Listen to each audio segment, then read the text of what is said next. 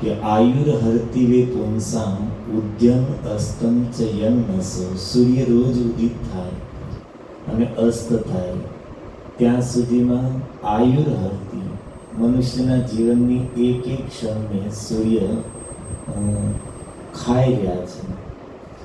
ઉદિત થાય, અસ્ત થાય, અસ્ત થઈને પાછા ઉદિત થાય. આ ક્રમ તો ચાલતો જ રહેશે. સૂર્ય તો અનાદિ સમયથી નિત્ય એના સમયે ઉદિત થશે, અસ્ત થશે, અસ્ત થઈને પાછા ઉદિત થશે. પણ આયુર્હરતિ આપણા જીવનની એક એક ક્ષણને ખાઈ રહ્યા છે. પરંતુ કહે છે કે યતક્ષણ નિતઃ ઉત્તમ શ્લોક વાર્તયા. પરંતુ જીવનની જે ક્ષણ ભગવાનની કથામાં પસાર કરવામાં આવે છે તો કાળનું પણ સામર્થ્ય નથી કે વ્યક્તિના જીવનના એ સમયને વ્યર્થ કરી શકે. જેટલો સમય ભગવાનની કથામાં ગયો એ સાર્થક થઈ ગયો. વૈકુંઠમાં એટલો સમય એ જીવના ખાતામાં શાશ્વત કાળ માટે લખાઈ ગયો.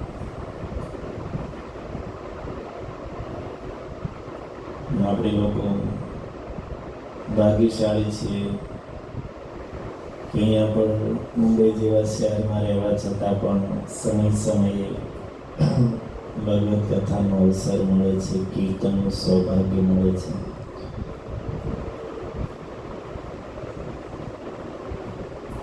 કાલની પરમ દિવસે શું તિથિ છે ખબર છે? નરસિંહ ચતુર્દશી છે. ભગવાન નરસિંહ દેવનું પ્રાગટ્ય. સંધ્યા સમય ભગવાન સ્તંભ ફાડીને પ્રગટ તો પહેલા થયા હતા, પણ હિરણ્યકશિપુને માર્યો તો સંધ્યા સમય. કારણ કે હિરણ્યકશિપુએ માંગ્યું હતું ન દિવસે મરું ન રાત્રે મરું. પરમ દિવસે નરસિંહ ચતુર્દશી છે. એ દિવસે ઉપવાસ પણ કરવો જોઈએ. આમ તો વૈષ્ણવ છે સંધ્યા સમય સુધી નિર્જલા રહે અને પછી સંધ્યા સમયે ફરાળ કરે. ગરમીના દિવસો છે, નિર્જળા ન રહી શકો તો પાણી પીને પણ ભગવાન નરસિંહદેવ છે વિઘ્નોને હરવાવાળા છે. આધ્યાત્મ ભક્તિ માર્ગના વિઘ્ન અને સંસારિક વિઘ્નોને કાપવાવાળા છે. એટલા માટે પ્રયાસ કરવો જોઈએ. નરસિંહ ચતુર્દશી આપણે ત્યાં વૈષ્ણવમાં એક બહુ મોટું વ્રત પણ માનવામાં આવ્યું છે. જેવી રીતે જન્માષ્ટમી, રામનવમી, સીતાનવમી આપણે કાલ સાંભળ્યું, રાધાષ્ટમી, એવી રીતે નરસિંહ ચતુર્દશી પણ વૈષ્ણવનો એક પ્રધાન ઉત્સવ છે. પણ આજે આપણે ચર્ચા કરશું રૂકમણીજી ઉપર, કારણ કે આજે રૂકમણીજીનો જન્મદિવસ છે. રૂકમણીજી સાક્ષાત લક્ષ્મીજી જ, મહાલક્ષ્મી જ રૂકમણીજીના રૂપમાં પ્રગટ થયા. રૂકમણીજીના જીવનનો પ્રસિદ્ધ પ્રસંગ છે કથા રૂકમણી હરણ. જે રીતે સીતાજીનું ચરિત્ર આપણે સાંભળીએ તો સીતાજીના જીવનના અનેક પ્રસંગોમાં સૌથી પ્રસિદ્ધ છે સીતા સ્વયંવર. રાધા રાણીના જીવન ચરિત્ર વિશે સાંભળીએ તો સૌથી પ્રસિદ્ધ છે રાધા રાણીની માનલીલા. એવી રીતે રૂકમણીજીના જીવનનો પ્રસિદ્ધ પ્રસંગ છે રૂકમણી હરણ. કોઈ પણ કથા રૂકમણી હરણ પ્રસંગ વગર પૂરી ન થાય. એક કવિ થઈ ગયા આપણે ત્યાં, કવિ માઘ. ઘણા પ્રસિદ્ધ કવિઓ જેણે કાવ્યો, લોકગીતો લખ્યા હોય, કાવ્ય લખ્યા હોય, જેવી રીતે કાલિદાસજી, ચંડીદાસજી, એ ભાર્ગવ કરીને કવિ થયા. એવી જ રીતે કવિ માઘ, એમણે એક ગ્રંથ લખ્યો રૂકમણીજીના વિવાહ ઉપર. પણ નામ એની શું આપ્યું? એ ગ્રંથને નામ આપ્યું શિશુપાલ વદન. શિશુપાલ વદન તો બહુ સુંદર ગ્રંથ હતો. પૂનામાં એ સમયે જે રાજા હતા એ માઘ પણ પૂનામાં જ હતા, અને ત્યાંના જે રાજા હતા એની ગ્રંથ પ્રિય લાગ્યો તો એની શિશુપાલ વધ કાવ્યને શ્રેષ્ઠ કાવ્યનો દરજ્જો આપ્યો અને એના સન્માનમાં એ ગ્રંથને હાથી ઉપર અંબાડી બાંધીને હાથી ઉપર પધરાવીને એની સવારી આખા નગરમાં કરવામાં આવશે, આવી ઘોષણા કરી.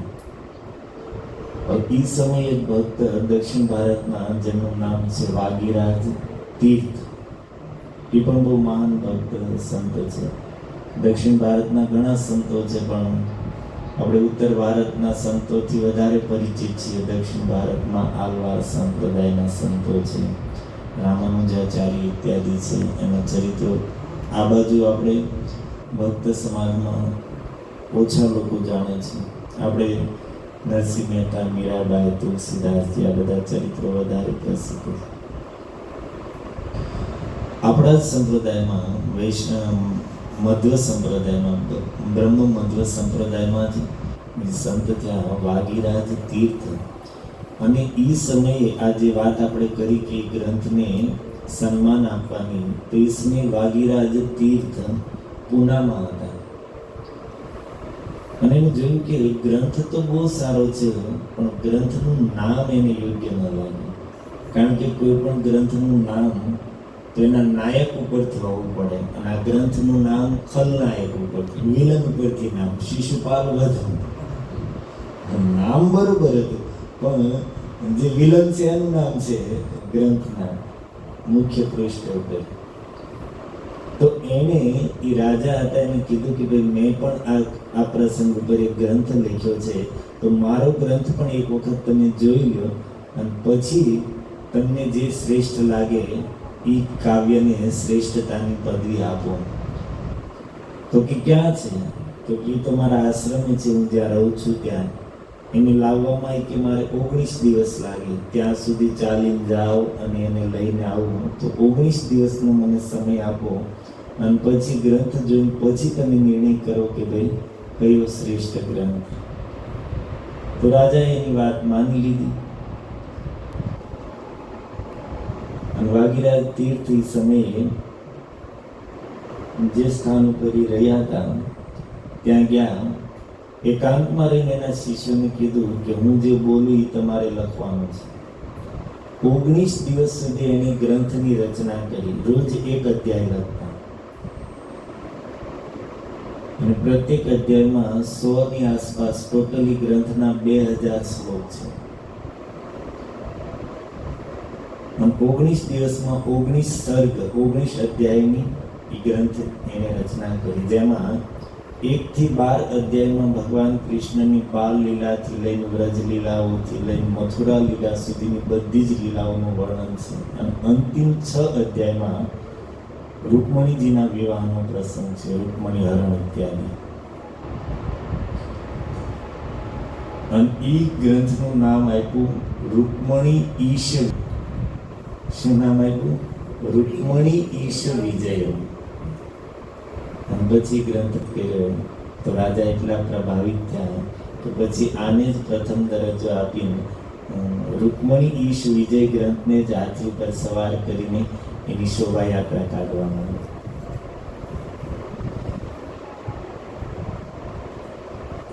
તો પછી આપણે લોકો રૂકમણીજી ના જીવનમાં એનું પરીક્ષિતજી પૂછે છે કે રાક્ષસેન વિધાનેન ઉપમેયે, ભગવાને રૂકમણીજી સાથે રાક્ષસ વિધિથી વિવાહ શું કામ કર્યા? તો કઈ રીતે એનું હરણ થયું પ્રસંગ આપણે જાણીએ છીએ, પરંતુ એ પહેલા રૂકમણીજીનો સ્વયંવર થયો. રૂકમણીજીનો જન્મ ક્યાં થયો છે? મહારાષ્ટ્રના વિદર્ભ પ્રદેશમાં. કુંડિનપુરા. તો રૂકમણીજી, હરિવંશ પુરાણ કરીને એક મહાભારતનો જે ભાગ છે, એમાં રૂકમણીજીના સ્વયંવરની કથા છે કે મહારાજ ભીષ્મકની તો ઈચ્છા ભલી થઈ ગઈ છે,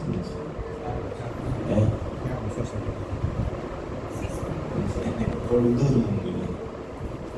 હરે કૃષ્ણ કૃષ્ણ કૃષ્ણ હરે હરે, હરે રામ હરે રામ રામ રામ હરે હરે.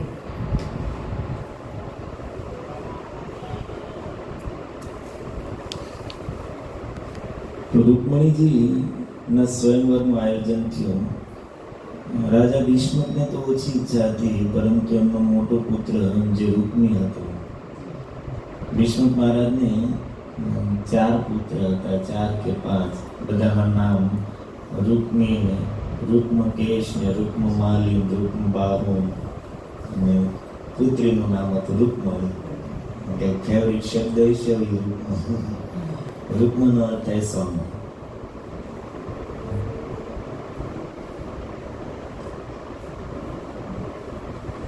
તો સૌથી મોટો પુત્ર રૂકમી હતો, એને સ્વયંવર સભાનું આયોજન કર્યું અને બધે જ આમંત્રણ મોકલવામાં આવ્યું. પૂરા ભારત વર્ષમાં જ્યાં જ્યાં રાજાઓ હતા બધે જ.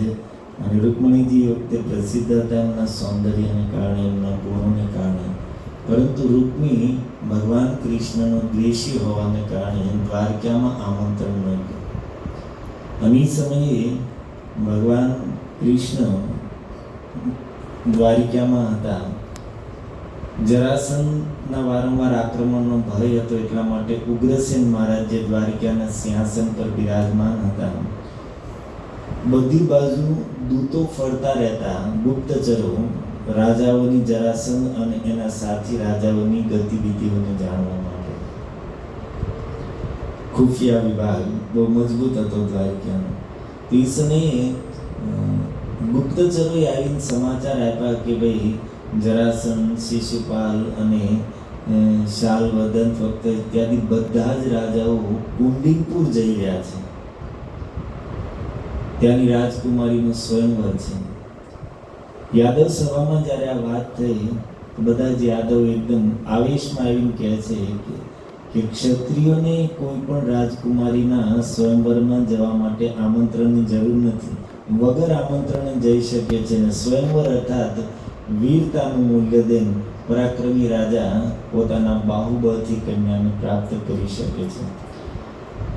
તો એ સમયે નિર્ણય થયો કે ભાઈ આપણે લોકો સ્વયંવર સભામાં જઈશું અને ભગવાન દ્વારકાધીશ કુંડિનપુરની રાજકુમારીનું પાણી ગ્રહણ કરશે. ભગવાન કૃષ્ણ કહે છે કે દાઉ, તમે અહીંયા મહારાજ ઉગ્રસેનની સેવામાં રહ્યો અને હું યાદવ વીરો સાથે કુંડિનપુરની યાત્રા કરીશ. બલરામજી કહે છે કે જેટલા પણ દ્વારિકાના વિરોધી છે બધા જ કુંડિનપુરમાં છે, તો અહીંયા સુરક્ષાની જરૂર શું છે? તો બલરામજી કહે છે કે હું સાથે આવીશ. અને ઠાકોરજીને કહે છે તારે એક જ કામ કરવાનું છે, કન્યાને લઈને આવવાનું છે, બાકી બધું અમે સંભાળીશું. તો એ રીતે આખી સભા બધા જ યોદ્ધાઓને લઈને કૃષ્ણ અને બલરામ કુંડિનપુર જવા માટે નીકળ્યા છે. અને આ બાજુ બધા જ જરાસંધ ઇત્યાદિ મોટા મોટા રાજાઓ પહેલેથી જ કુંડિનપુરમાં આવી ગયા છે અને બધા જ પોતપોતાની સેનાઓને લઈને આવ્યા છે. કારણ કે સ્વયંવર ઇત્યાદિમાં યુદ્ધની આશંકા બનેલી જ રહેતી, એટલા માટે બધા જ રાજાઓ મોટી મોટી સેનાઓ લઈને આવ્યા છે. અને રાજાઓની સંખ્યા અસંખ્ય છે. તો કુંડિનપુરની પાર દૂર દૂર સુધી, જ્યાં સુધી નજર જાય ત્યાં સુધી રાજાઓના શિબિર, ટેન્ક લાગેલા છે, એના બધા ઉતારાઓ, અશ્વશાળાઓ, હાથીશાળાઓ બધા. કારણ કે વાહન એ સમય તો એ જતા રથ ને હાથી ઘોડા. સમયે અચાનક શું થયું, એટલો તોફાન, આંધી, વાવાઝોડું આવ્યું કે એ વેગની અંદર કેટલાય શિબિરો ઉડી ગયા. એટલું જ નહીં, હાથી અને મોટા મોટા હાથી અને ઘોડાઓ પણ એ વેગથી અથડાઈને કેટલાય હાથી ઘોડાઓ મરી ગયા. કેટલાય સૈનિકો પણ એ વાયુના વેગમાં ફંગોળાઈ ગયા અને એમના પણ મૃત્યુ થઈ ગયા. કોઈ સમજી ન શક્યું અચાનક એક આટલો ભયંકર બવંડર ક્યાંથી આવ્યો. થોડી વારમાં શું જોવે છે લોકો કે જે તોફાન હતું એની અંદરથી સુંદર સામવેદના મંત્રોનો અવાજ નીકળી રહ્યો છે. અને થોડી વાર થઈ ત્યાં એ હવાનો વેગ થોડો ઓછો થયો તો બધા જોવે છે કે આકાશમાંથી ગરુડજી આવી રહ્યા છે. ગરુડજીનો વેગની તોફાન હતું. ગરુડજીની ગતિ એટલી છે, મનથી પણ અધિક ગતિથી ચાલે છે. તો ગરુડજીના આવવાને કારણે આખું વાવાઝોડું આવ્યું હતું. અને ગરુડજી જેમ જેમ નીચે આવતા ગયા પોતાનો વેગ કમ કરતા ગયા, અંતમાં પૃથ્વી પર ઉતર્યા. ભગવાન કૃષ્ણની સામે જેમ ભૂમિ પર મસ્તક રાખીને દંડવત પ્રણામ કરે છે, અને પછી ગરુડજી મનુષ્ય રૂપમાં થઈને ભગવાન કૃષ્ણને પ્રણામ કરીને એની પાછળ પાછળ ચાલવા માંડ્યા. હવે આ બાજુ જેવું ભગવાન કૃષ્ણનું આગમન સાંભળ્યું એટલે ઓલા બધા જ રાજાઓ અત્યાર સુધી એકબીજા સાથે પરસ્પર સ્પર્ધામાં હતા, અને હવે બધાની સ્પર્ધા મટી ગઈ. હવે બધા એક થઈ ગયા, કારણ કે સમજાઈ ગયું કે હવે સ્વયંવર સભામાં બેસીને રાજકુમારીને પ્રાપ્ત કરશું આ આશા હવે રહી નહોતી. એટલા માટે બધા જ ભેગા થયા અને એક શિબિરમાં સભા ભરાણી કે હવે શું કરવું, આગળનો નિર્ણય શું કરવો. અને સભામાં સૌથી મુખ્ય તો જરાસંઘ જ હતો. જરાસંઘ બોલવાનું ચાલુ કર્યું કે આપણે જો અહીંયા બેસીને એમ વાત કરીએ કે યુદ્ધ દ્વારા આપણે કૃષ્ણ બલરામને જીતી લઈશું, તો એવી વ્યર્થની વાતો કરીને કોઈ લાભ નથી, સમયની બરબાદી છે. કારણ કે જરાસંઘે સ્પષ્ટ કીધું કે આપણે બધા ભેગા મળીને અનેક વખત આક્રમણ કરી ચૂક્યા છીએ. ખાલી બે ભાઈ કૃષ્ણ બલરામ બે જ ભાઈએ થઈને આપણને દર વખતે હરાવ્યા છે, અને આ વખતે તો એની સાથે યાદવોના અનેક મહારથીઓ છે. એટલું જ નહીં, અનંત પરાક્રમી ગરુડ પણ એની સાથે છે. જરાસંઘ એ પણ સ્વીકાર કરે છે કે ગરુડ એમના સ્વામી ભગવાન વિષ્ણુને છોડીને કોઈની સામે નતમસ્તક થાય નહીં. કૃષ્ણની સામે મસ્તક ઝુકાવીને સેવકની જેમ એની પાછળ પાછળ ચાલે છે. એ જ બતાવે છે કે કૃષ્ણ છે એ સનાતન પુરુષ છે. ત્યાં બીજા પણ શાલ્વ ઇત્યાદિ હતા, એ લોકોએ પણ કીધું કે જો આજ સુધી કૃષ્ણએ ક્યારેય આપણી ઉપર આક્રમણ કર્યું નથી. આપણે જેટલી વખત આક્રમણ કર્યું એટલી વાર યુદ્ધ થયું છે, પણ શરૂઆત આપણે કરી છે, એણે ક્યારેય શરૂઆત કરી નથી. અને એના ગુણોની પ્રશંસા પણ સર્વત્ર થાય છે. એનામાં સમસ્ત સદ્ગુણ વિદ્યમાન છે. સામર્થ્યવાન હોવા છતાં પણ એણે આપણી ઉપર ક્યારેય આક્રમણ નથી કર્યું. શાલ્વ કહે છે કે મને તો લાગે છે કે કૃષ્ણ સાથે વિરોધ કરીને યુદ્ધ કરીને આપણે જ્યાં જ્યાં જઈશું ત્યાં આપણે યુદ્ધનો સામનો કરવો પડશે, અને આપણને બધે જ ભય બનેલો રહેશે. તો કેમ નહીં આપણે બધા એની સાથે મિત્રતા કરી લઈએ. તો આવી રીતે સભામાં છે બધા જ ભગવાન કૃષ્ણના વિરોધી રાજાઓ, પણ છતાં બધા જ ભગવાનના ગુણગાન કરી રહ્યા છે. એટલા માટે જ રામાયણમાં લખ્યું છે ભગવાન વિશે કે વેરીહુ જાસુ કરહી બઢાઈ. ભગવાનના ગુણ એવા છે કે શત્રુઓ પણ એના ગુણગાન કરતા હોય. પછી અંતમાં નિર્ણય આવ્યો. જરાસંઘ કહે છે કે જો સ્વયંવર સભામાં કોને બેસવાનો અધિકાર છે? જે મૂર્ધાભિષેક્ત રાજા હોય, અર્થાત જેમનું રાજ્ય સિંહાસન પર અભિષેક થયો હોય રાજાઓ અને એમના રાજકુમારો માટે ત્યાં ખુરશીઓ લાગી હોય. બાકી બીજા કોઈને બેસવાનો સ્વયંવર સભામાં અધિકાર નથી, માત્ર રાજાઓ અને એમના રાજકુમારો. કૃષ્ણ કાંઈના, કૃષ્ણ પાસે કોઈ રાજ્ય સિંહાસન નથી, તો એને તો એની માટે કોઈ સ્વયંવર સભામાં સ્થાન જ નથી. તો એ ક્યાં, એ શું કામ આવશે? એ સભામાં આવીને શું સાધારણ જનતા વચ્ચે બેસશે? એટલો અનાદર તો એ સહન નહીં કરે. તો એની માટે સ્વયંવર સભામાં આવવાનો કોઈ પ્રશ્ન જ નથી. આ વાતથી રાજાઓને થોડું સાંત્વના મળી કે હા હવે બરોબર. એને એમ થયું કે કૃષ્ણનો અધિકાર, ત્યાં તો રાજાઓનો જ પ્રવેશ છે. તો જરાસંઘની આ વાત સાંભળીને બધા જ ખુશ થઈ ગયા. અને એ સમયે મહારાજ ભીષ્મકના બે ભાઈ હતા, ક્રથ અને એકનું નામ હતું કૌશિક. એ બંને સભામાંથી ઊભા થઈને બહાર નીકળ્યા અને જે યાદવોની શિબિર હતી ત્યાં જવા માટે નીકળ્યા. રસ્તામાં ક્રથ જે મોટા હતા એ પણ એક રાજા હતા, એની પાસે પણ રાજ્ય હતું. તેમના નાના ભાઈ કૌશિકને કહે છે, કૌશિક, આપણે કેટલા વર્ષ સુધી જીવશું? આપણી પાસે રાજ્ય છે, આપણે રાજા છીએ, પણ કેટલા વર્ષ સુધી જીવશું? અચ્છા, થોડા સમયમાં મરશું પછી શું રાજ્યમાંથી આપણી સાથે કંઈ આવશે? આપણા રાજ્યની કોઈ પણ વસ્તુ આપણી સાથે આવશે? જીવન ક્ષણિક છે અને રાજ્ય પણ નાશવાન છે. તો પછી આવું નાશવાન રાજ્ય આપણે ભગવાનના ચરણોમાં અર્પણ કરી દઈશું તો સંસારની નાશવાન સંપત્તિ પણ આપણી માટે અવિનાશી ફળ દેવાવાળી બની જશે. તો કેમ નહીં આપણે આપણું રાજ્ય ભગવાન કૃષ્ણને અર્પણ કરી દઈએ, એનો રાજ્ય સિંહાસન પર અભિષેક કરી દઈએ, જેની લીધે આ રાજાઓનો જે વિચાર છે કે કૃષ્ણ સ્વયંવર સભામાં આવી જ નહીં કે રાજા થઈ જશે પછી તો દ્વારકાધીશ પણ સ્વયંવર સભામાં પ્રવેશ કરશે. તો એ ઉદ્દેશ્યથી આ બંને ભાઈ રસ્તામાં ચર્ચા કરતા કરતા યાદવ શિબિરમાં પહોંચ્યા. ભગવાન કૃષ્ણ બલરામ બિરાજમાન છે, યાદવ વીરો પણ ત્યાં બેઠા છે. જૈન બંને પ્રણામ કર્યા અને હાથ જોડીને ક્રધ કહે છે કે હે પ્રભુ, યદ્યપિ તમારી દ્રષ્ટિએ મારું રાજ્ય બહુ નાનું છે, જેના રોમ રોમમાં બ્રહ્માંડ હોય એમની માટે મારું નાનું એવું રાજ્ય ધૂળના કણ સમાન છે. પણ છતાં હે પ્રભુ, મારી ઈચ્છા છે કે મારું રાજ્ય હું તમને સેવામાં અર્પણ કરું. અમે બંને ભાઈઓ રાજ્ય, પરિવાર, સંપત્તિ, શરીર સાથે તમારા સેવકો છીએ. અમારી પાસે જે છે એ બધું જ અમે તમને અર્પણ કરીએ છીએ. હે પ્રભુ, તમે સ્વીકાર કરો. કાલ સવારે જ મારા રાજ્યના સિંહાસન ઉપર અહીંયા જ તમારો અભિષેક કરીશ, આવી મારી ઈચ્છા છે.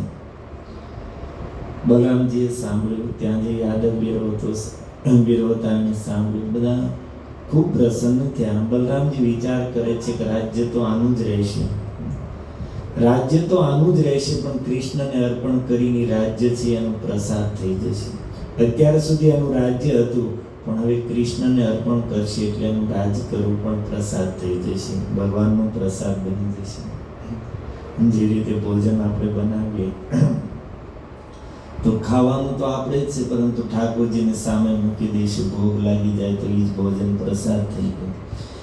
એમ બલરામજી વિચાર કરે છે કે રાજ્ય તો આ બેયનું જ રહેશે, પણ એનું આપવું, હવે એનું રાજ્ય છે એ પ્રસાદ બની જશે. જેવી બલરામજીની મંજૂરી મળી કે તરત જ કૌશિક હતા એ રાજાઓને સમાચાર દેવા માટે એની શિબિરમાં ગયા. પરંતુ રસ્તામાં એને દેવરાજ ઇન્દ્રના સેવક મળ્યા. દેવરાજ ઇન્દ્રએ એક દૂત મોકલ્યા અને એણે એક દિવ્ય સિંહાસન આપ્યું કૌશિકને. કહે છે કે આ ઇન્દ્ર દ્વારા મોકલેલું રત્નનું સિંહાસન છે અને ઇન્દ્રનો સંદેશ છે કે ભગવાન કૃષ્ણ અમારા દેવતાઓના પણ આરાધ્ય છે અને એટલા માટે અમારી ઈચ્છા નથી કે જે સિંહાસન ઉપર કોઈ સાધારણ વ્યક્તિ, કોઈ બીજા પુરુષ બેઠેલા હોય એની ઉપર ભગવાન કૃષ્ણનો અભિષેક કરવામાં આવે.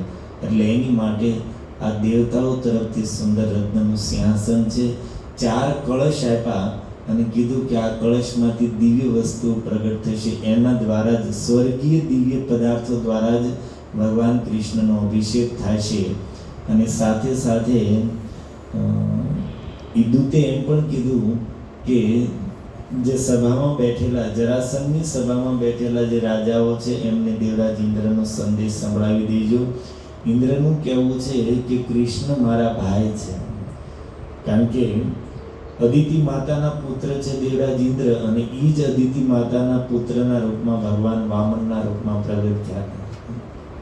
તો એ સંબંધે કહે છે કે દેવરાજ ઇન્દ્રનો સંદેશ છે કે ભગવાન કૃષ્ણ મારા ભાઈ છે, મારા ભાઈના અભિષેક ઉત્સવમાં તમારે બધાને હાજર રહેવાનું છે, અને જો તમે હાજર નહીં રહો, જે અભિષેકમાં હાજર નહીં રહે એને દેવતાઓ તરફથી ક્યારેય કોઈ સહાય મળશે એવી આશા ન રાખવી. અને ઇન્દ્રના સેવક દ્વારા સમાચાર મળ્યા અને કૌશિક હતા એ સભામાં પહોંચ્યા અને ત્યાં જઈને કહે છે કે હું તમને બધાને એક નવીન સમાચાર આપવા આવ્યો છું. એટલે ઓલા બધાને ફાળ પડી. નવીન સમાચાર કીધું એટલે એનું ચૂકશું રાજકુમારીનું હરણ થઈ ગયું.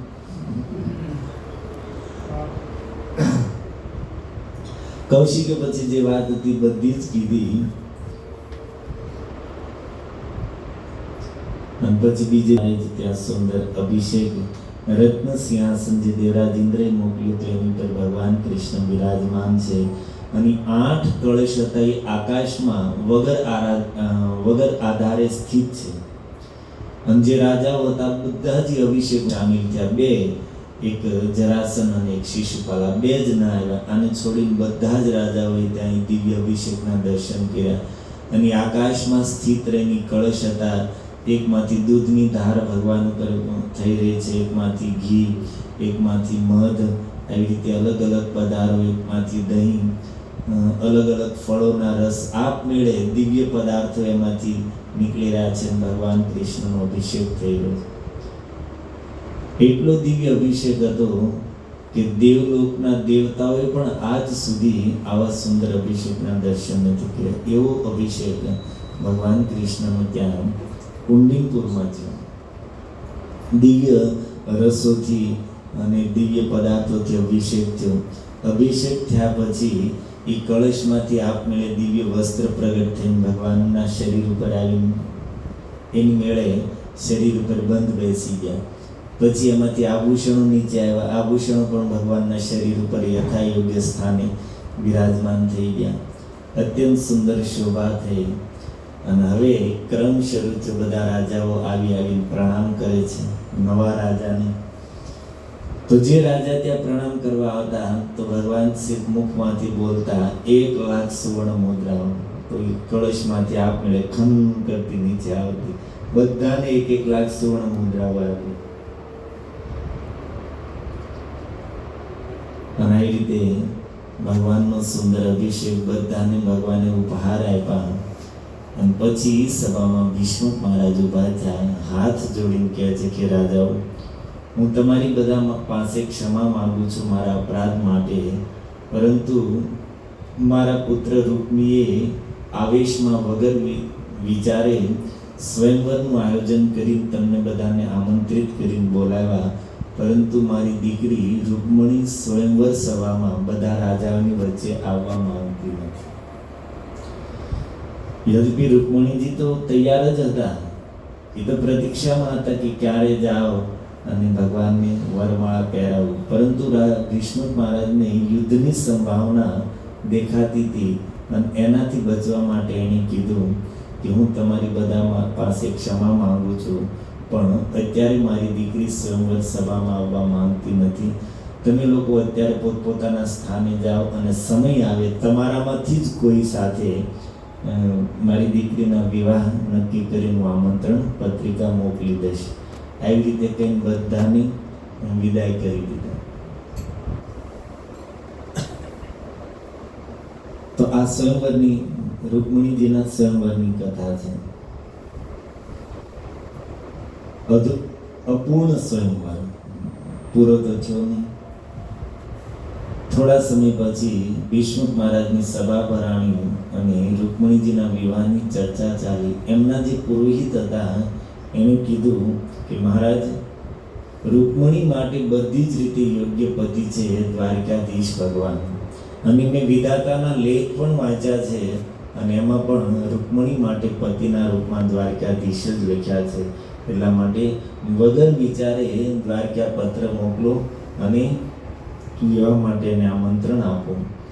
પરંતુ રૂકમી જે ભગવાન કૃષ્ણનો વિરોધી, રૂકમીને પર્સનલ ભગવાન કૃષ્ણ સાથે કોઈ વિરોધ નહોતો. રૂકમી હતો એ શિશુપાલનો મિત્ર હતો અને શિશુપાલના 1 નંબરના શત્રુ હતા ભગવાન કૃષ્ણ. શિશુપાલ રોજ ગણી 100 ગાળો દેતો ભગવાન કૃષ્ણ.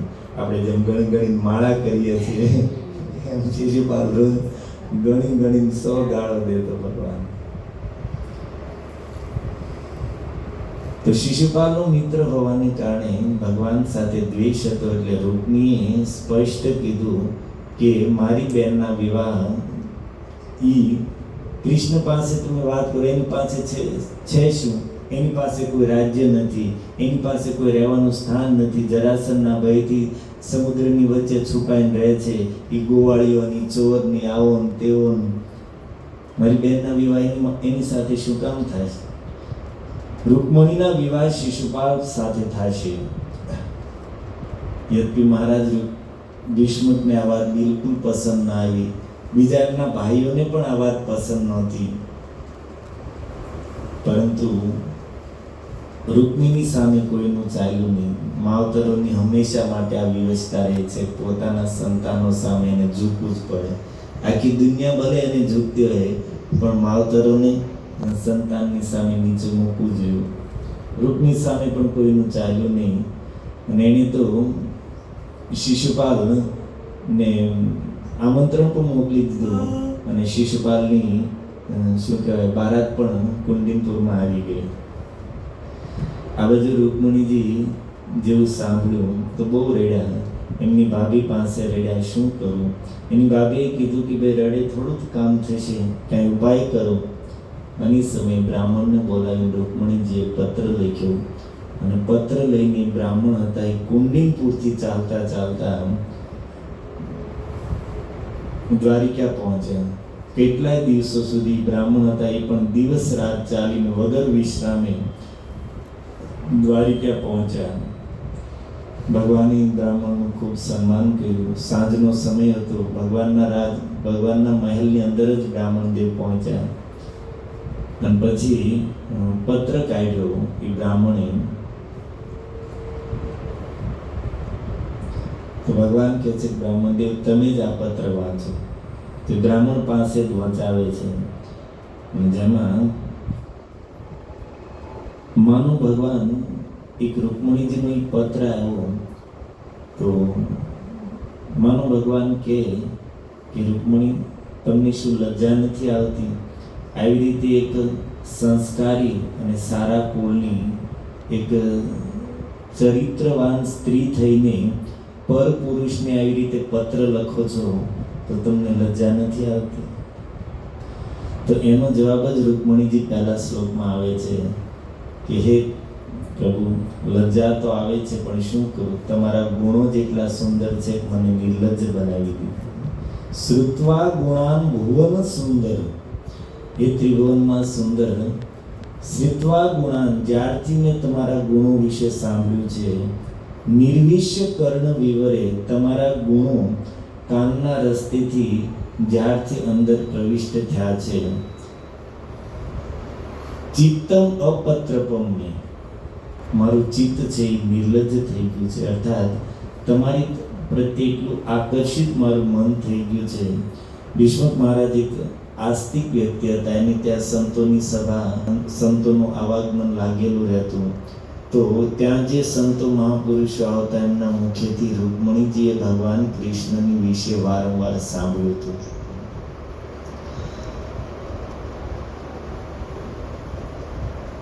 હરતો અંગ તાપમ, કે છે કે હે પ્રભુ તમારા ગુણ કેવા છે? તો કે અંદર જતાની સાથે જ હરતો હરી લે છે મનના દોષોને, અંદરની વાસનાઓને, દુર્ગુણોને, વિકારને, આ બધાને હરી લેવાવાળા, નષ્ટ કરવાવાળા તમારા ગુણ છે.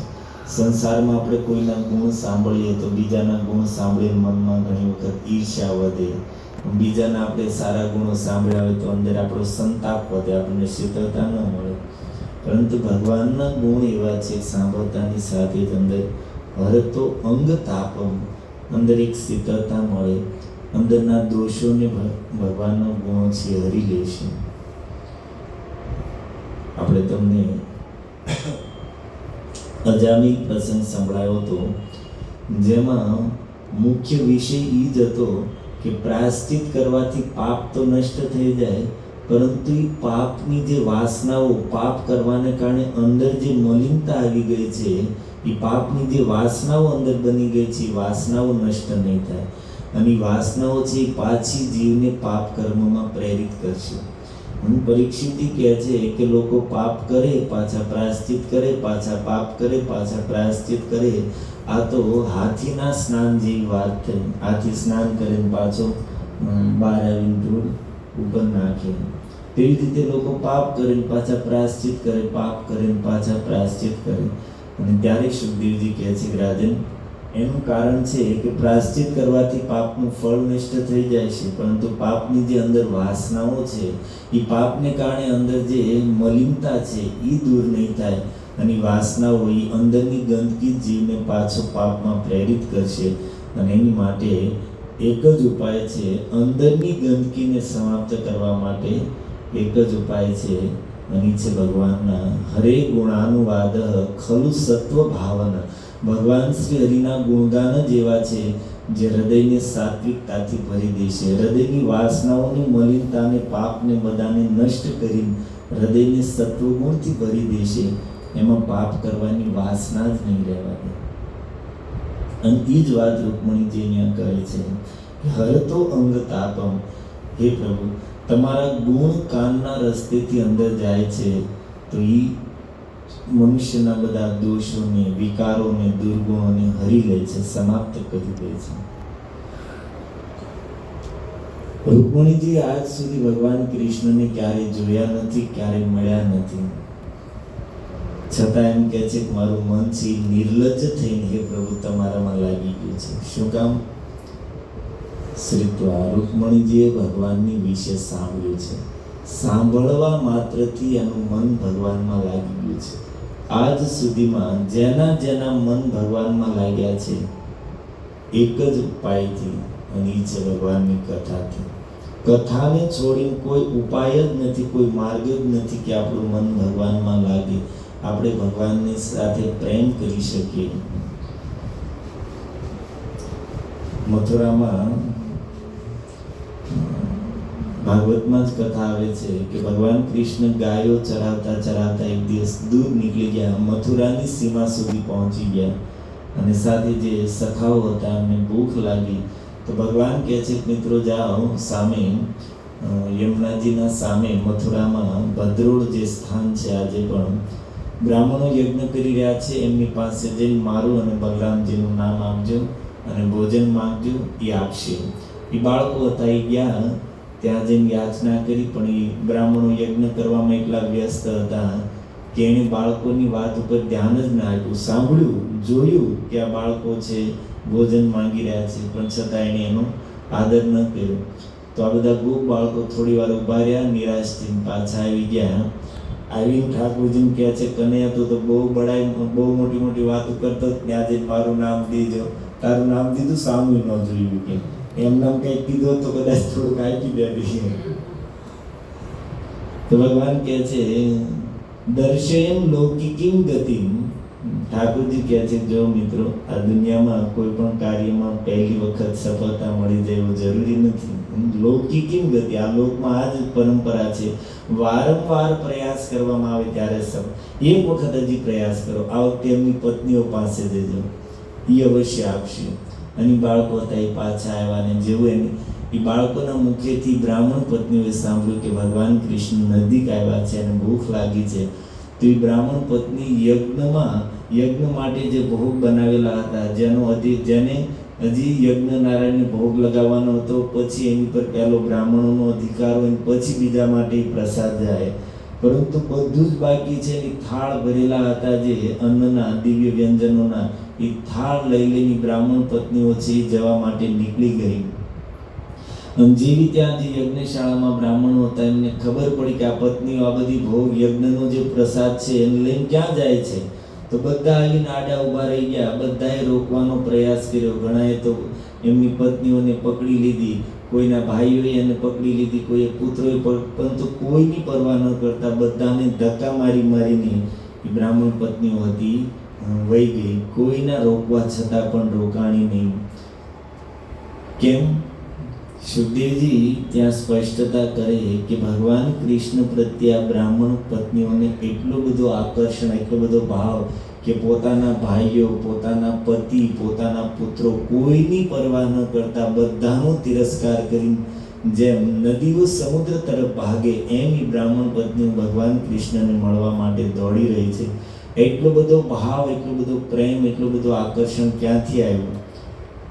સુખદેવજી કહે છે કે દીર્ઘ શ્રુત ધૃતાશય, કારણ કે લાંબા સમયથી બ્રાહ્મણ પત્નીઓ ભગવાન કૃષ્ણ વિશે સાંભળતી હતી. મથુરાથી જે ગ્વાલીનો આવતી, ગોકુળમાંથી જે ગ્વાલીનો આવતી દૂધ, દહીં ઇત્યાદિ વેચવા માટે, તો એમના મુખેથી આ બ્રાહ્મણ પત્નીઓએ ભગવાન કૃષ્ણના ગુણો વિશે, એની સુંદરતા વિશે, એના પ્રભાવ વિશે વારંવાર સાંભળ્યું હતું. અને સાંભળવાને કારણે એનું મન એટલું ભગવાન કૃષ્ણમાં લાગી ગયું હતું કે આજ જેવું સાંભળ્યું કે અહીંયા નજદીક આવ્યા છે તો એ પોતાને રોકી ન શકે. તો એ જે પ્રેમ હતો એનું કારણ પણ બતાવ્યું. દીર્ઘશ્રુત ધૃતાશય, લાંબા સમયથી ભગવાન કૃષ્ણ વિશે સાંભળતી હતી, એટલા માટે એનું મન છે એનું અંતઃકરણ ભગવાન પ્રત્યે પહેલેથી જ લાગેલું હતું. અચ્છા, આ જ વાત ભગવાન કૃષ્ણ જ્યારે મથુરા આવ્યા, કંસે અક્રૂરજીને મોકલ્યા અને અક્રૂરજી કૃષ્ણ બલરામ બંને ભાઈઓને મથુરામાં લઈને આવ્યા. સાથે નંદ બાબા ઇત્યાદિ બધા ગોપો પણ આવ્યા છે, કારણ કે કંસે બોલાવવાનું આમંત્રણમાં કીધું હતું કે મથુરામાં બહુ મોટો ધનુષ યજ્ઞ છે અને જોવા માટે ચાલો, અને વ્રજવાસીઓ બધા અહીંયા જે ઉત્સવ છે એમાં કરના રૂપમાં દહીં દૂધ ઇત્યાદિ લઈને આવજો. એટલા માટે નંદ બાબા ઇત્યાદિ બધા જ ગોપો મોટા મોટા છકડા ભરીને દહીં દૂધ માખણ ઇત્યાદિ લઈને આવ્યા હતા. કૃષ્ણ બલરામ સાથે હતા. તો મથુરાની બહાર એક ઉપવનમાં બધા રોકાણા હતા અને સવાર થઈ, સવારની બપોર પછીનો સમય હતો. ભગવાન કૃષ્ણ નંદ બાબાને કહે છે, બાબા મથુરા નગર જોવા જવું છે. તો બાબાએ ના પાડી, કનૈયા તારે કાંઈ જવાનું નથી, કારણ કે આ ગામડું નથી, આ શહેર છે, તારી આદત કાંઈ સરખું રહેવાની છે નહીં, તને સવે પીરા વગેરે આવતું નથી. તો જ્યારે જીત કરી તો બલરામજીને કહે છે, દાઉદ તું જા આને સાથે, અને આને સાથે રાખી નગર બતાવતો હોય. બલરામજી સાથે ગોપ બાળકો સાથે ભગવાન જ્યારે મથુરા નગરી જોવા માટે નીકળ્યા છે, બહુ સુંદર વર્ણન છે. તામસમ પ્રવિષ્ટો વસુદેવ નંદનો, જ્યારે વસુદેવજીના બંને પુત્ર રાજમાર્ગ ઉપર નીકળ્યા મથુરાની શોભા જોવા માટે, અને એ સમયે પુરસ્ત્રીય મથુરા નગરની સ્ત્રીઓએ જેવું સાંભળ્યું કે કૃષ્ણ મથુરા નગરમાં આવ્યા છે, રાજમાર્ગ ઉપર ચાલી રહ્યા છે, તો જે સ્ત્રીઓ હતી બધી જ હરમ્યાણી, અર્થાત પોતાના મહેલોની જે શું કહેવાય ગેલેરીઓ, કટારીઓ, બાલ્કની, એમાં આવીને ઊભી રહી ગઈ. જેવો અવાજ કાનમાં પડ્યો કે ભગવાન કૃષ્ણ અહીંયા આવે છે, આવી રહ્યા છે, આ બજારમાંથી નીકળી રહ્યા છે, તો કાચિત વિપર્યય ધ્રિગ વસ્ત્ર ભૂષણ, કોઈએ ઉલટા સુલટા વસ્ત્ર પહેરી લીધા. વિસ્મૃત્ય ચેક યુગલેશુ, જે જોડીમાં પહેરવાના આભૂષણ હતા એ એક એક પહેરીને દોડી ગઈ. કોઈ એક કાનમાં જ કુંડળ ધારણ કર્યું, એક કાનમાં એમનામ રહીને દોડી ગઈ. કોઈ એક પગમાં નુપુર ધારણ કર્યું છે, એક પગ એમનામ છે. કોઈ આંખમાં, એક જ આંખમાં કાજલ લગાડ્યું, ત્યાં સુધીમાં અવાજ આવ્યો કે કૃષ્ણ નીકળ્યા છે, તો બીજી આંખ એમનામ છે. દોડી જે સ્ત્રી જે સ્થિતિમાં હતી એ જ સ્થિતિમાં. કોઈ વિશે તો ત્યાં સુધી લખ્યું છે સ્નાન કરવા માટે ગઈ હતી, શરીર ઉપર આજની ભાષામાં સાબુન લગાડ્યો હતો, અને પછી જેવો કોલાહલ સંભળાનો કૃષ્ણ બલરામ નીકળ્યા છે તો એમના પાણી ન નાખ્યું, વસ્ત્ર ઓઢીને સીધી. કોઈ પોતાના બાળકોને જમાડી રહી છે, પતિને સામે બેસાડીને જમાડી રહી છે, જેવો અવાજ સાંભળ્યો એ જ સ્થિતિમાં દોડીને બહાર આવી ગઈ.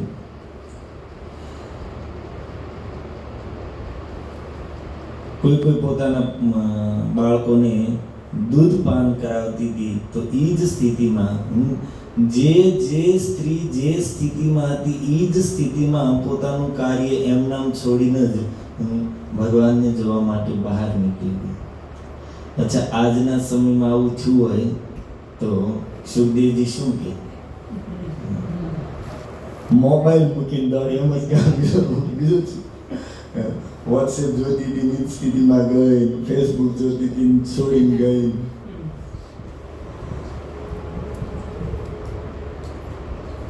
તો અચ્છા, હવે મથુરામાં આજ સુધી ભગવાન આવ્યા નથી, મથુરાની સ્ત્રીઓ આજ સુધી ગોકુળ ગઈ નથી, તો પછી આવી ત્વરા કેમ? દર્શન, કૃષ્ણ દર્શનની આવી લાલસા ક્યાંથી આવી? એક વખત જોયેલા હોય, અત્યંત સુંદર છે, ફરી વખત આવે છે, ખબર પડે ને જોવાની દર્શનની લાલસા હોય, એક વાત અલગ છે. પણ આણી તો આજ સુધી જોયા જ નથી, તો પછી આવી રીતે પાગલની જેમ શું કામ દોડી રહી છે દર્શન માટે? તો ત્યાં પણ શું કહે છે? મુહુશ્રુત અનુદ્રિત ચેતસા. મુહુશ્રુત એને પણ વારંવાર ગોકુળથી આવવાવાળી ગ્વાલિનોના મુખેથી ભગવાન વિશે સાંભળ્યું છે. અને સાંભળવાને કારણે એનું મન એટલું ભગવાનમાં લાગેલું છે કે જેવું ભગવાન કૃષ્ણ આવી રહ્યા છે સાંભળ્યું તો ભાન ભૂલી ગઈ, શરીરની સુધબુધ ભૂલી ગઈ અને દર્શન માટે દોડી ગઈ. તો આ બધા આપણે પ્રમાણ છે કે જેના જેના મન આજ સુધી ભગવાનમાં લાગ્યા છે એમની વિશે સાંભળવાથી લાગ્યા છે. જ્યાં સુધી ભગવાનના ગુણો વિશે સાંભળશું નહીં, એમના પ્રભાવ વિશે સાંભળશું નહીં, એમની મહિમા વિશે સાંભળશું નહીં, ત્યાં સુધી મન ભગવાનમાં નહીં લાગે. આપણે ગમે એટલા મંદિરોમાં જઈશું, ગમે એટલા તીર્થોમાં ભ્રમણ કરશું, ગમે એટલા સત્કર્મ કરવામાં આવે, પરંતુ જ્યાં સુધી ભગવાનની કથા સાંભળવામાં નહીં આવે ત્યાં સુધી મન ભગવાનમાં નહીં લાગે. લાખ ઉપાય કરી લેવામાં આવે પરંતુ ભગવાનના ઉદાર ગુણો વિશે, એમની કરુણા વિશે, એમના પ્રભાવ વિશે, એના સ્વભાવ વિશે જેમ જેમ આપણે સાંભળશું એમ એમ આપણું મન એમની તરફ આકર્ષિત થતું જશે. સંસારી લોકોના પણ સારા ગુણ આપણને એની તરફ આકર્ષિત કરી લેતા હોય તો ભગવાનના સદગુણો વિશે સાંભળીએ તો આપણું મન કેમ નહીં ખેંચાય? આપણે જોઈએ છે જગતમાં કોઈ વ્યક્તિ હોય એની અંદર કંઈક સારા હોય તો એની વિશે આપણે સાંભળીએ તો આપણી અંદર એક સ્વભાવથી એની પ્રત્યે એક સન્માનની ભાવના, એક આદરની ભાવના અને વધારે સારા ગુણો વિશે સાંભળીએ તો એની પ્રત્યે આપણને એક આકર્ષણ જાગે. સાધારણ વ્યક્તિના ગુણ પણ આપણને ખેંચી શકતા હોય તો ભગવાનના ગુણ આપણને કેમ નહીં ખેંચે? એટલા માટે એટલું વધારે આપણે ભગવાન વિશે સાંભળશું એટલા જ આપણે અંદર ભગવાન જોઈશું. રૂકમણીજીનું ચરિત્ર સૌથી મોટો આદર્શ આપણને રૂકમણી માતા દેખાડે છે કે ભાઈ ભગવાનને પ્રેમ કરવો હોય તો એમના ગુણો વિશે સાંભળો. એમના ગુણો વિશે સાંભળશું. આપણે વારંવાર આપણો એક જ બધાનો પ્રશ્ન છે કે મન ભગવાનમાં લાગતું નથી અને રૂકમણીજી કહે છે કે મારું મન નિર્લજ્જ થઈને ભગવાનમાં લાગી ગયું છે. શું કામ? એમના ગુણો સાંભળીને, એમના પ્રભાવ વિશે સાંભળીને. ગોસ્વામીજી રામાયણમાં લખ્યું, રામચરણ રતિ જોચન અથવા પદ નિર્વાણ ભાવ સહિત સોયહ કથા કરહુ શ્રવણ પુટપાન. રામચરણ રતિ જોચન, રામજીના ચરણોમાં જો પ્રીતિ જોતી હોય અથવા પદ નિર્વાણ અથવા તો મોક્ષ જોતો છે તો એક જ ઉપાય છે. શું? ભાવ સહિત સોયહ કથા કરહુ શ્રવણ પુટપાન. બસ ભાવ સાથે આ કથાને શ્રવણ પુટ અર્થાત કાનના દોણા ભરી ભરી પાન કરો.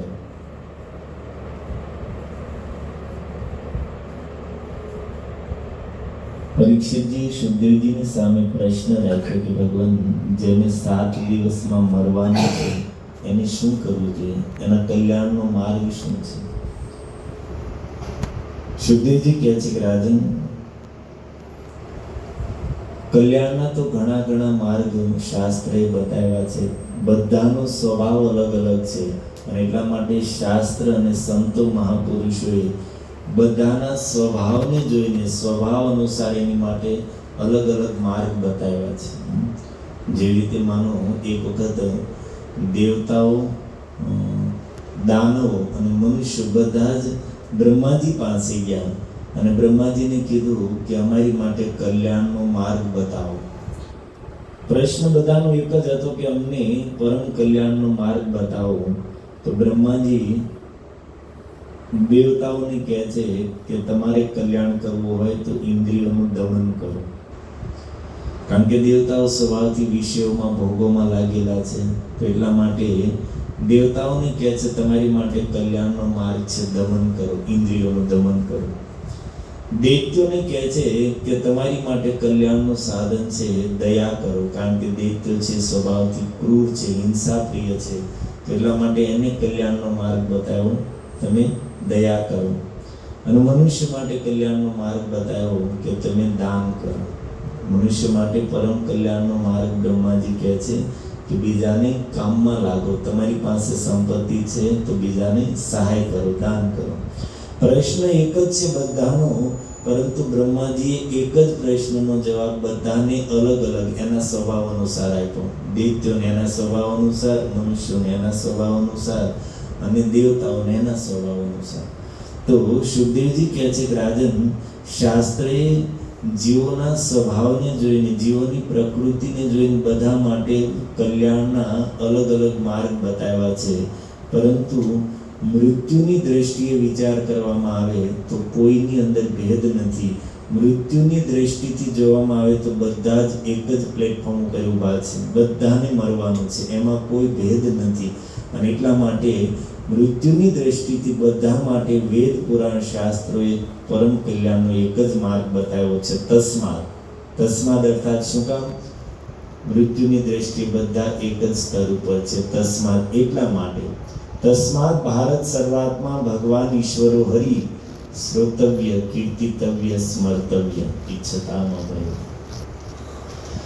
જે ભગવાન છે, જે આ સૃષ્ટિના ઈશ્વર છે અને જે હરિ અર્થાત પોતાના ભક્તોની બાધાઓને દુઃખોને હરવાવાળા છે, એ ભગવાન શ્રી હરિ શ્રોતવ્ય, એની કથા સાંભળવી, કીર્તિતવ્ય, એના મંગલમય નામનું કીર્તન કરવું, સ્મર્તવ્ય, એમનું સ્મરણ કરવું.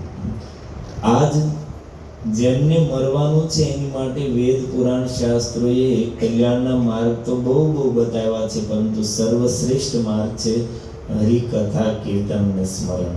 અને એમાં સૌથી પહેલું સાધન બતાવ્યું શ્રોતવ્ય, સાંભળવું, ભગવાન વિશે સાંભળવામાં આવે.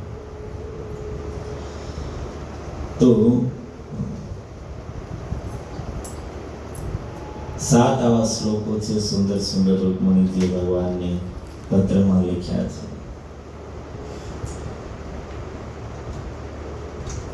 એક હજી રૂકમણીજીના જીવનનો પ્રસંગ આપણે સ્મરણ કરીએ.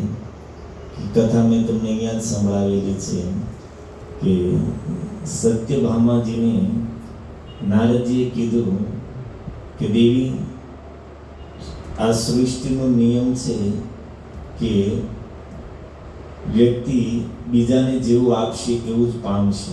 જૈસી કરની વૈસી ભરની.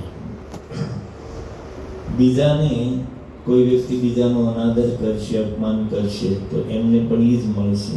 બીજાનો આદર સત્કાર કરશે તો આપણે બીજાનું સન્માન કરશું, બીજાનો સત્કાર કરશું તો લોકો પણ આપણું સન્માન કરશે, આપણો સત્કાર કરશે.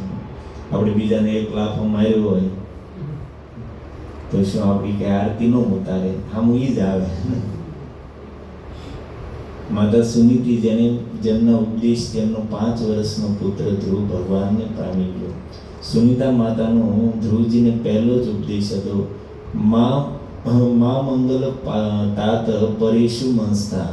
એ પુત્ર, તું બીજા માટે અમંગલ વિચાર નહીં કરતો. ભલે તારી સાવકી માતાએ તને જે કીધું પણ તું એનું પણ અમંગલ વિચાર નહીં કરતો. કારણ કે હે પુત્ર, જે વ્યક્તિ બીજાનું અમંગલ વિચાર કરે છે, બીજાનું અનિષ્ટ કરવાનો વિચાર રાખે છે, તો એનું અનિષ્ટ તો પછી થશે પણ બીજાવાળાનું જ પહેલા ખરાબ થાય છે. અને જે ભલું કરવાનો વિચાર રાખે છે, બીજાનું હિત કરવાનો વિચાર રાખે છે, તો એ વિચાર કરવા વાળાનું જ પહેલા જીવનમાં મંગળ થશે. તો નારદજી કહે છે કે દેવી, જેવું તમે બીજાને આપશો એવું જ તમે પામશો.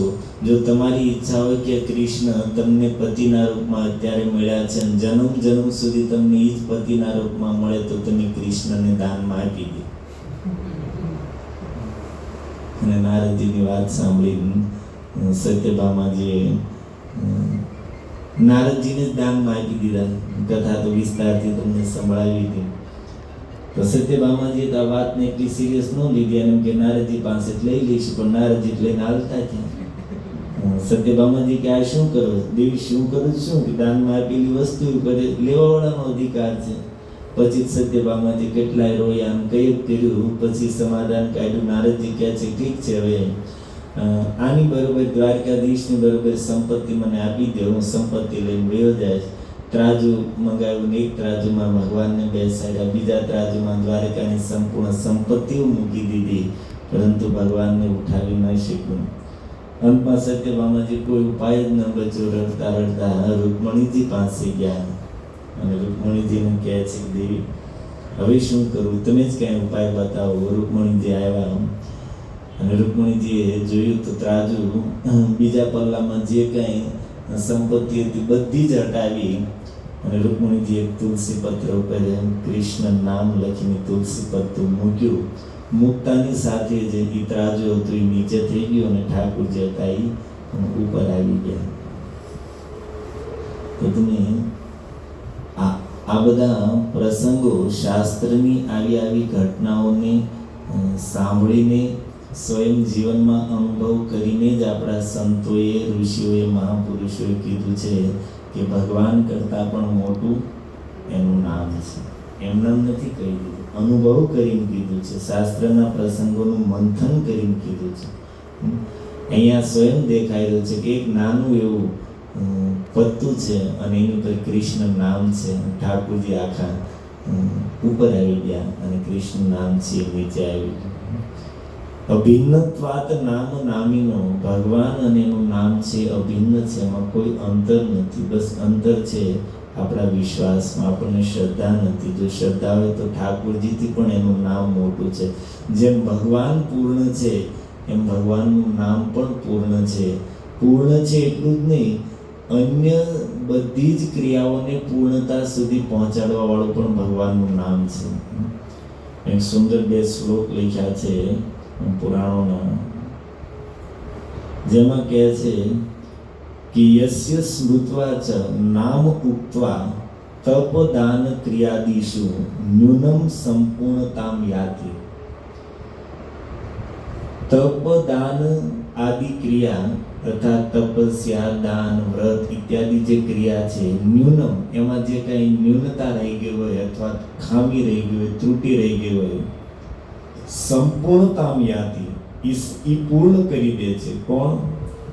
યસ્ય નામ ઉક્ત્વા, જે ભગવાનનું નામ ઉચ્ચારણ જ તપસ્યા, દાન, વ્રત ઇત્યાદિ ક્રિયામાં જે કંઈ અપૂર્ણતા રહી ગઈ છે અને એને પૂરી કરી દે છે, એ કર્મને સંપૂર્ણ બનાવી દે છે. સજ્જ તુરત જ વંદે તમ અચ્યુતમ, હું ઈ ભગવાન કૃષ્ણને પ્રણામ કરું છું કે યસ્ય સ્મૃત્વા, જેમનું સ્મરણ અને જેમનું નામ, ઉક્ત્વા નામ, જેમના નામનું ઉચ્ચારણ સમસ્ત સાધનોની ત્રુટિને, ખામીને પૂર્ણ કરીને એ સાધનને પૂર્ણતા સુધી પહોંચાડી દે છે.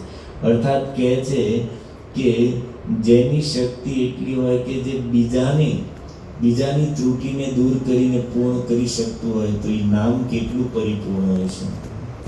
માની લો અહીંયાથી કહેવામાં આવે કે પ્રભુજી અમુક વ્યક્તિને પાસે કાંઈ નહોતું, એને લાખ રૂપિયાની સહાયતા કરી, તો આપણે સમજીએ કે બીજાને લાખ રૂપિયા આપતો હોય એની પાસે કેટલા હશે. એમ જે ભગવાનનું નામ બીજા સાધનોની અપૂર્ણતાને પૂર્ણ કરવામાં સક્ષમ હોય તો એ નામ પોતે કેટલું પરિપૂર્ણ હશે. અચ્છા, એક શ્લોક કહે છે, સાંભળો, બહુ સુંદર છે. દેશ કાલ પાત્ર શ્રદ્ધા સર્વાંગ સહિત ધર્મ. આ બધા જ ધર્મના અંગ છે. શું શું કીધું? દેશ, કાલ, પાત્ર અને શ્રદ્ધા. સર્વાંગ સહિત ધર્મ અસંભવ. ધર્મ કોને કહેવાય? યજ્ઞ, દાન, તપ, તીર્થ, હોમ, જે કાંઈ આપણે સાધન કરીએ છીએ આ બધા ધર્મ અંતર્ગત જ આવે. આ બધા ધર્મના જ અંગો છે. અને આ બધું જ કરવામાં 4 વસ્તુની આવશ્યકતા છે. સૌથી પહેલું શું કહે છે? દેશ. દેશનો અર્થ થાય સ્થાન. જે રીતે માનો કે યજ્ઞ કરવો છે તો યજ્ઞ કરવા માટે સૌથી પહેલા કયા સ્થાન ઉપર કરવામાં આવે? આપણે શાસ્ત્રમાં કીધું છે કે જે ભૂમિ ઉપર કાળિયાર હરણ ચાલ્યા હોય, એના પગ પીડ્યા હોય, એ યજ્ઞ કરવા માટે શ્રેષ્ઠ ભૂમિ છે. બીજું કહે છે કે જે ભૂમિને જંગલી સુવર પોતાના ખૂરથી ખોદી હોય તો એ સુવરના ખૂરના સ્પર્શથી એ ભૂમિ જે પવિત્ર હોય એ યજ્ઞ કરવા માટે યોગ્ય છે. કાલ આપણે વર્ણન કરતા હતા જનક મહારાજને યજ્ઞ કરવો તો યાજ્ઞવલ્કીજી અને જનકજી રથ ઉપર પહેલા ભૂમિની ખોજમાં નીકળ્યા અને ભૂમિ મળી તો એને પવિત્ર કરવા માટે હળદથી ખેડી રહ્યા હતા. તો આવી રીતે કોઈ પણ સત્કર્મ ધર્મ કર્મ કરવું છે તો એની માટે સૌથી પહેલા યોગ્ય ભૂમિ જોઈએ. અત્યારે તો આપણે ઘરમાં જ કરી નાખીએ, ફળિયામાં જ કરી દઈએ, એ એક અલગ વાત છે, પણ યોગ્ય સ્થાન જોઈએ. એવી જ રીતે કાળ, સમય પણ ચોઘડિયું, તિથિ, એના જે મુહૂર્ત હોય બધું જ યોગ્ય સમયમાં ચાલુ કરવું જેટલું જરૂરી છે એટલું જ જરૂરી છે યોગ્ય સમયમાં એ સમયમાં પૂર્ણ કરવામાં આવે. આપણે તો વિવાહમાં તે મુહૂર્ત જોવાનું બંધ થઈ ગયું. મીન્સ બ્રાહ્મણ દેવતા એમ કે ભાઈ એ સમયમાં મુહૂર્ત જ નથી. તો પછી આ લોકો બી મારે મેં અમારી જ સમય કરવું છે. તો બ્રાહ્મણ બિચારા શું કરે, મુહૂર્ત આપી દે, ન આપે તો એમ કે એમ ક્યાં કઈ ખબર પડે, આપણે બીજો બ્રાહ્મણ પકડીએ. આને બિચારાને શું ભૂખ્યું રહેવું એટલે કમુરતા બધું નડતું બંધ થઈ ગયું. 5-10 વર્ષ પહેલા નડતું હતું બધું, હવે બધું બંધ થઈ ગયું. ઘણી વાર એવું લાગે કે માણસને આ બધું નડે, પણ હવે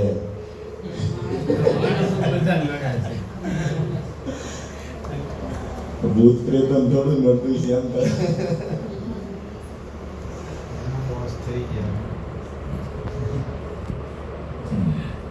ભલે ન માનવાવાળા ન માને, પણ સત્સંગ કરવાવાળા, કારણ કે આપણા ઋષિમુનિ આ બધું બહુ બુદ્ધિમાન, આપણી બુદ્ધિ જ્યાં પૂરી થાય છે ત્યાં એ લોકો આપણા ઋષિઓનું વિજ્ઞાન જો એની પાસે અત્યારનું વિજ્ઞાન કાંઈ નથી, એટલું વિજ્ઞાન હતું, પણ એક પણ એવી વસ્તુનો આવિષ્કાર ન કર્યો જેનાથી પ્રકૃતિને નુકસાન થાય. એક પણ એવી વસ્તુનો એને આવિષ્કાર ન કર્યો પ્રકૃતિને જેનાથી નુકસાન થાય. આજ મનુષ્ય વિજ્ઞાનના નામે પોતે વિજ્ઞાન સ્વીકાર કરે છે. આની આ સ્થિતિએ પ્રદૂષણ ફેલાતું રહેશે તો નજદીકના ભવિષ્યમાં પૃથ્વી છે મનુષ્ય માટે રહેવા લાયક નહીં રહે. જેણે બધું પ્રગટ કર્યું છે, જેણે બધો વિકાસ કર્યો છે, એને એ લોકો હવે મૂંઝાય છે કે આ પ્રકૃતિ છે, આ પૃથ્વી છે, નજદીકના ભવિષ્યમાં મનુષ્ય માટે રહેવા યોગ્ય નહીં રહે. અમુક તો તારીખ આપી દીધી કે બરફ ક્યાં છે, આફ્રિકા, એન્ટાર્કટિક. હા, બરફ એટલી સ્પીડથી ઓગળી રહ્યો છે કે સમુદ્ર તટના જે પ્રદેશો છે એ તો બહુ નજદીકમાં જ પાણી ડૂબી જાય છે. આપણે તો બીજું ગોતવું પડશે. એક જ ઉપાય છે કે આને પકડીએ. હમણાં શું ભજન કોણ ગાતું હતું આવ્યો ત્યાં, સરસ ભજન ગાતા.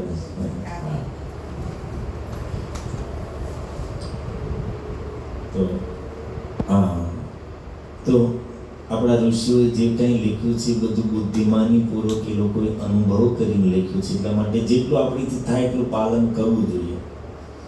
પછી કે દેશ કાલ, પછી શું કહે છે, ત્રીજો શબ્દ છે પાત્ર. જે માનો આપણે કોઈ પણ કાર્ય કરી રહ્યા છે તેમાં જે દ્રવ્ય વપરાય એની પણ શુદ્ધિ આવશ્યક છે. અને ચોથું કહે છે શ્રદ્ધા. કરવાવાળાની અંદર શ્રદ્ધા પણ જોઈએ.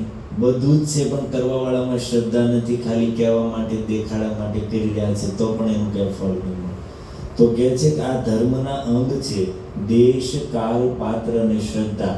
આ સર્વાંગ ધર્મ અસંભવ, કળિયુગમાં સંભવ જ નથી કે આ બધા સાધનો ને પરિપૂર્ણ રૂપમાં સાવધાનીપૂર્વક કોઈ ધર્મનું અનુષ્ઠાન કરી શકે. મુશ્કેલ ન લખ્યું. શું કહે છે? અસંભવે ન, અસંભવ છે. પરંતુ આગળની લાઈનમાં કહે છે ભગવન નામ સંકીર્તનાદ એશ તત્ફલ પ્રાપ્તિ નાન્યતા.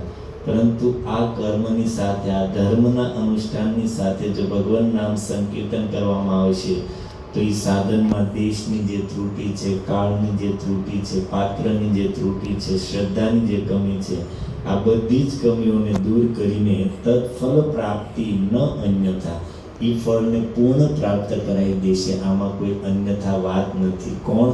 ભગવાન નામ સંકીર્તનાદેવ. ભગવાનનું મંગલમય નામ આ બધી ત્રુટિઓને પૂર્ણ કરી દે છે. રૂકમણીજીને આમાં વિશ્વાસ હતો, અને કેટલો વિશ્વાસ હશે કે એને બધું જ અપાર, એ ત્રાજુ હતું, એ કોઈ લૌકિક નહોતું, દિવ્ય હતું. એમાં તો ભગવાન તો એનું શરીર હવે એ સમય જે હોય, પણ સામેના ત્રાજુમાં તો દ્વારિકાની સંપત્તિ બધી આવી ગઈ હતી. એટલું વિશાળ હતું જેની કોઈ તુલના ન થઈ શકે. પણ રૂકમણીજીનો વિશ્વાસ જોવો, એને કૃષ્ણ નામ ઉપર ભરોસો જોવો કે બધું જ હટાવીને ખાલી કૃષ્ણ નામ મૂક્યું. અને ખબર હતી કે એનાથી ભારી થઈ જશે. એમાં આપણને જો વિશ્વાસ થઈ જાય ભગવાનથી પણ મોટું ભગવાનનું નામ છે, તો ભગવાનની પાછળ નહીં ભાગીએ, નામની પાછળ ભાગશું.